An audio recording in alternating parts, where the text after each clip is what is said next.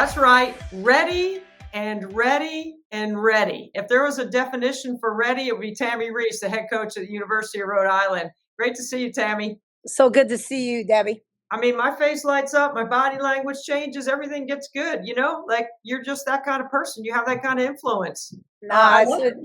I feel the same way when you see people that you love and respect, and you don't get to see very often. You just get excited. You're happy. So it's always good to see you and always good to be on. Thank you for having me. Well, we love having you on, nothing but net. So thank you for taking the time. Let's break it down a little bit. Like, are you on schedule? I mean, you put the world on notice with your upset over NC State at home in Reynolds. That's a big win. That's going to carry a lot of weight later. I think we thought maybe we're a little bit ahead of schedule right now. Last year it took a long time to get our team gelled, but we did return a good core of our players. They may not have played huge minutes, but they knew our culture. They knew the way we did things, and retention is key when we build something on that. So the new pieces that came in, they're very good. And so we're a little bit ahead of schedule, and State really showed us what we were capable of doing when we play together a good 40 minutes. And, we've been there in every game. Some games we pull out in the last 4 minutes and some we don't. Princeton would have been another great, huge win. And we were up 5 with like 4.5 to go, and we couldn't pull it out. But we're right there. We're a much better team than we were last year. We've got a lot of offensive pieces, and that's what we went and recruited. And so I'd say we're a little bit ahead of schedule.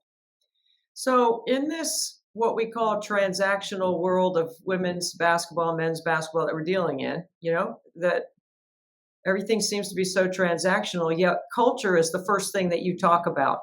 How do you blend it? Is it part of learning it once you get there, or is it you already know in advance when you're picking through the portal or you're finding freshmen that they have to have a certain character? You just said it. When I'm going through the portal and people are like, why do you always get people that are from conference? And I say, well, I've watched them for years. I know how they operate. I know what they do. I got a sense of who they are. Same thing with freshmen. We build relationships for 2 or 3 years with them. It's not, highest bidder. I need talent and I go get it. I'm very real with the young ladies, as well as like, listen, this is our culture. This is who I am. You have to understand, with this money comes great responsibility. This is not, I'm just giving you this performance, responsibility, and this is how we do things. And if you can't do that, you can't come here. Don't come here. And so being honest with people, still, I think it goes a long way. We may lose people, but they don't belong here to begin with.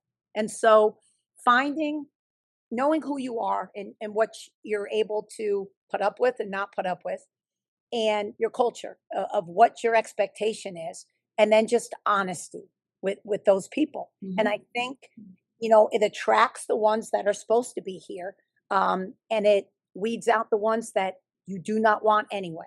And so I feel good about how we did things this year. I really do. And we brought the right people in, and they fit. We fit like this. Our kids love each other. They play for each other. And the most important thing, Debbie, is they're unselfish. You don't see 42-point scorers here, 40, 30, and the rest of the team doesn't do anything. On any given night, we got 5 or 6 people that it could be them. It could be it's more fun. Exactly. And we're a true team. And I enjoy that. And our kids love that. They don't mind being the one to make the pass that goes to the next person that the score happens. And I love that. I still relish that. And they play for each other. And that's why I think we've been so successful. Communication, all right? The way you deliver it, how you deliver it, with the kind of body language that you deliver it with.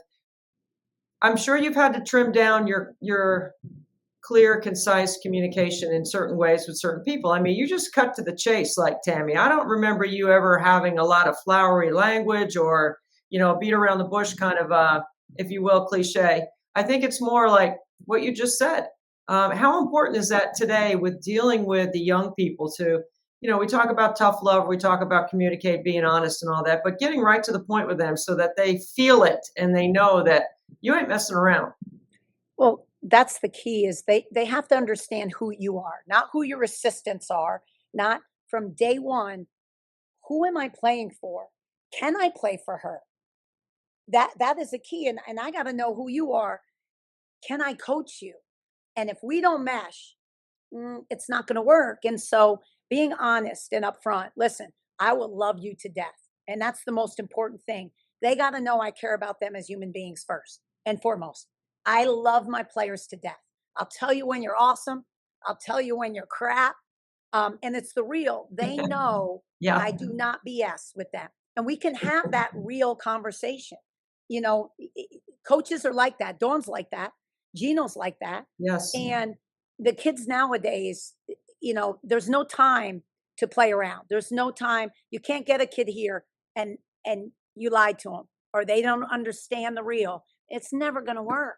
And Mhm. so let's not waste time at all. We don't have time to waste. So let's just be honest with each other, and that's how quick it has to happen now, especially with the portal.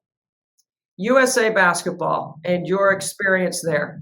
There's a strategy part that you learn because you get to experience a lot of different people and different situations. But there's also the intangible part of being with USA basketball and keeping it all organized so that you can come back with your own team and just implement things you like and just drill it down. I mean, that's the way I see you, Tammi. I see you taking all of this out here and then just going right here. Well, the thing I learned most from USA basketball and working with so many different personalities, the players, is how to coach pros, how to listen to your players and your team. And 3x3, they coach themselves. You train them and you prepare them, but at some point you let go. And they have to be able to produce and coach on the fly. And it's really helped me with my team that you can't control everything. You Aren't they can't all pros now anyway? pretty much I they should mean, be. And right? and so trusting my players and letting them communicate to me, coach, no, I see this. Last game, for example, I'm ready to call out a bounce play. We're only up 7, 4 minutes to go, crucial. Brooklyn Gray looks at me and goes, Coach, no. 1-4 low Tar Heels. I'll get the ball to Palm. Don't worry. I mean, just looked at me. I said, "Oh my God, Do Brooklyn, it. that's awesome call. Do it." Next one, coach go line. I'll find the inbound fist palmer. I'll get her in the backcourt. I can trust, Yeah. and it's okay not to control every little thing. And it's what 3x3 really really taught me. And the other thing it taught me is to to trust emotion. Your kids have to be able to read and react, and let them play basketball. Stop calling 50 million sets. And we put in Yeah. motion this year. It's all 3x3 concepts, and let your kids play. Let them enjoy the game. Let them learn the game, how to read and react. And it's really affected our program here a great deal on how we do things now. And so I was just blessed that USA Basketball gave me that chance, and really have to thank Jen Rosati for asking me to be an assistant coach. It was a pleasure working with her. Yeah, she's a star, Jen Rosati. She's absolutely a star. Um, so motivation and then drive. I think they're two kind of similar but different. You can be motivated, but the drive comes, and motivation. They both can come internally, but there can be some external forces that affect motivation. But drive comes from what you have right here. When people watch you, Tammi, you are so animated and energetic and full of joy. You coach that way. You can see it in the way you manage your team, the way you manage your sideline demeanor, all of that. How much is that just feel and naturally, organically comes out because you just absolutely love it? And how much of that are you thinking about, I'm really trying to be jacked up for this game, so my team's jacked up? I was told once, you know, everything should be organic. You should never try to be something you're not. Um, and people feel that it's fake, it's And you can't phony. help it. You can't help it. No, when you love something with a passion, Yeah. and I love basketball. Mhm. More Me so, I too. love competing. It could be anything. It doesn't have to just. I love basketball, but it could be running, it could be training, it could be me and you doing free throw. It could be anything. That competitive fire is just who I am. It's why I'm in sports. It just is. Nothing gives you that competitive fire like sports. No matter how much I train or do little goals, this game gives me that joy and that passion. It fulfills my fire. And so when I'm on the sideline, and the second thing is, I hate losing more than I love winning. We could win and it's gone. I hate losing. It'll stay with me for years. National championship game against Tennessee in New Orleans. Yeah. I wake up some nights in a full sweat going, on that bad call. When Dawn misses the, I replay it almost every day of my life. That's how much I hate losing. And so passion, you cannot fake that. That's me. When I'm on the sideline, you're going to get the real me. I can't now. There are times I understand I have to tone it down to really help my team, and I have to teach. I can't be crazy Tammi all the time. There are times I really have to say, guys, it's okay. And I have to bring myself down to be able to teach them and coach them and give them what they need. And so, if anything, I have to tone it down. I never have to gear it up. I'm like that 24/7. I just am. And this is why we love having you on our podcast, because I think part of what we do from a strategy standpoint is also humanizing the people that are in our game, the great personalities and characters that we have, the work ethic, all of it that comes together. And that's what I love about our game and the people in it, is there's so many, and they're different, but there's so many people that do have a great passion for what we do. The A10 this year, Tammi, it looks to me like it can be wide open. I mean, Richmond was picked. Maggie Dugan is outstanding. They've got a great team. But when you start looking and breaking it down, there's a lot of good teams and coaches in this league. Just kind of your treetop view of what we see in the A10 so far. I picked the A10 exactly the way the league picked it. I really did. I thought, anyone who returned their best players and their core, obviously they've got a head start on everybody else because you know what you're getting in the league. And Richmond, George Mason, Davidson were my top picks. I mean, they have to be. And then I put us fourth because I thought we were going to be really good. And then St. Joe's and Dayton, I think, were my tops. But, I have so much respect for our league and the coaches in our league. When you look at the Power Fours, then you have the Big East, and there we are, right with the Big East. Where we should be. The A10 is a basketball conference. Yes. And so I truly think, there's going to be upsets. There's some teams that have really improved themselves, and they can get you if you're not ready to play. The middle of the pack of the A10 is very good as well. So, I love our league. I love the competitiveness, and we've got some really good players. When you look at Dugan, she could be at a Power 4 school dominating like Ziegler is for Louisville. Right. You got Walton at George Mason. Lighten up 42 and Harris.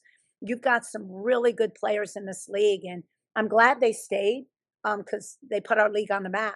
They really do. And so I truly believe it's anyone's game. Obviously, I think Richmond, Davidson, and Mason have the best shot, but I think there are going to be some upsets this year. You're going to be shocked at some of the win-losses, and regular season can be anyone's game. Whoever's the most consistent and ready to play every night is gonna take the regular season. It was a 2-bid league last year. I don't expect it not to be more than 2 or more. The Ivy League got 3. There's no reason why the A10 can't this year. We'll be tracking and charting it all season right alongside you, Tammi. Tammi Reiss, the head coach at the University of Rhode Island. It is always a pleasure to spend time with you. Always a pleasure. And Deb, you and me, you got to get up here to Rhode Island. We have to have a free throw shooting contest.